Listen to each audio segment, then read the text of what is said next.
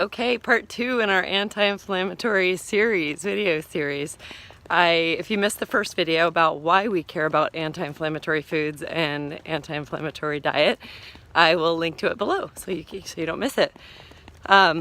So today we're going to talk about the top 2 food groups that I want you to add for your anti-inflammatory diet, the most potent anti-inflammatory foods.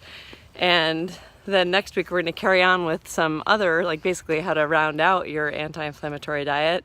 And then we're going to talk about some interesting additions that you might not think of. So this is a great time of year to be talking about this because it's the holidays right now during the launch of this video series. And right now a lot of us are eating or tempted to eat a lot of inflammatory foods. And which foods are inflammatory? Well, sugar and processed foods, refined white flour, those are inflammatory to your body. Not good and not easily digested. And there's other things like tons of saturated fat or dairy that might be affecting us negatively, hard to digest.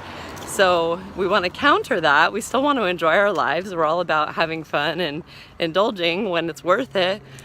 But we need to counter that by adding in a bunch of healthy foods so that we create balance.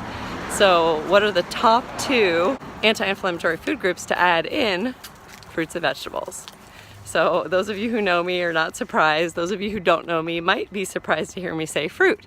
So vegetables, I think everyone knows. They are the most nutrient dense, best foods for you. They're high protein, they're low fat, there's no saturated fat. They are the most nutrient dense.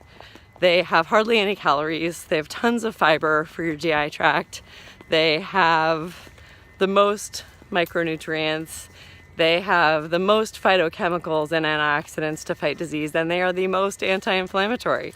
So they are amazing in every way.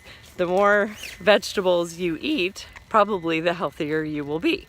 So vegetables in every format. So every color of vegetable, every vegetable, we love vegetables. So the more vegetables you eat, probably the thinner and healthier you're going to be. Well, what about fruit? Fruit is sugar, right? Isn't it? So most of you that know me know that I talk about fruit sugar being very different from processed refined sugars. And it is. And in a nutshell, fruits still are packed with fiber, antioxidants, phytochemicals, things that fight disease, and all kinds of goodness. So fruit, the benefits greatly outweigh any risk of having too much sugar.